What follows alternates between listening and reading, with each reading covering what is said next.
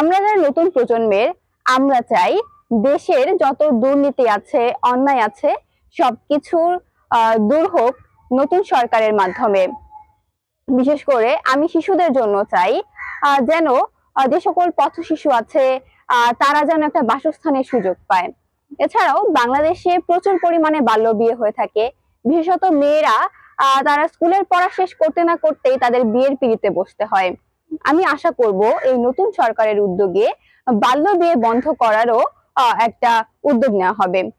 এছাড়াও আমাদের দেশে মূল্যস্ফীতি এবং দ্রব্যমূল্যের যে ঊর্ধ্বগতি এটা বেশ কয়েক বছর ধরে আমরা দেখতে পাচ্ছি, এবং এই কারণে নিম্নবিত্ত তো অবশ্যই মধ্যবিত্তদেরও নাভিশ্বাস উঠে গেছে। এবং এই দ্রব্যমূল্যের ঊর্ধ্বগতির কারণে অনেক শিশুকে পরিবার লেখাপড়া করাতে পারছে না।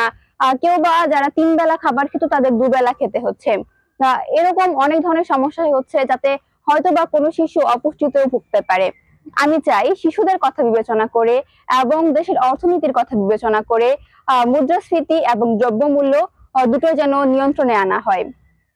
এছাড়াও এই সরকারের কাছে আমি চাইবো আমাদের বাংলাদেশটা এবং বিশেষত ঢাকা নগরীটা যেটা জ্যামে পরিপূর্ণ ছিল, বিভিন্ন অন্যায় সংঘটিত হতো, এখানে চাঁদাবাজি, ঘুষ এসব যেন তারা দূর করার জন্য উদ্যোগ নেয়।